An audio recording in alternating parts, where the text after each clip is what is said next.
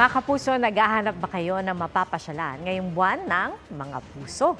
Aba, may mga destinasyong swak, hindi lang sa mga in a relationship, pero perfect din sa mga single, magbabarkada at pamilya. Alamin kung saan sa pagtutok ni Katrina Son.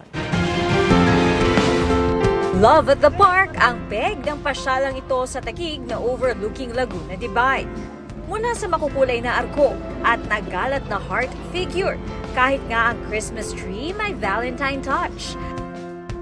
May mga food stall kahit saan para busog sa gala. Single man o may kadate o kasama ang family at barkada. Paglubog ng araw, may open-air concert pa to cap off the romantic experience. Sa isang theme park naman sa Laguna, dagdag kilig ang balak ng isang lalaki. Plano ko po kasi ngayon na mag-propose sa girlfriend. Man!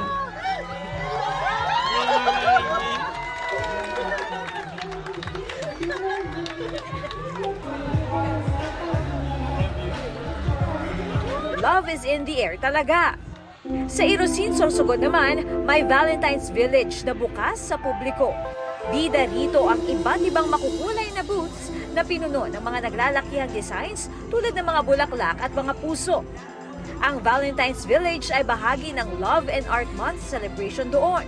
Ang mga ganitong programa ay libre po namin na binibigay sa tao dito po sa Irosin para po mapili nila na kada pamilya, mga bata na may pasyalan sila na gabi-gabi na libre. Para sa GMA Integrated News, Katrina Son, nakatutok 24 oras. Mga kapuso, patuloy na tumutok sa mga balita, mag-subscribe sa GMA Integrated News sa YouTube. Sa mga kapuso abroad, samahan niyo kami sa GMA Pinoy TV at www.gmanews.tv.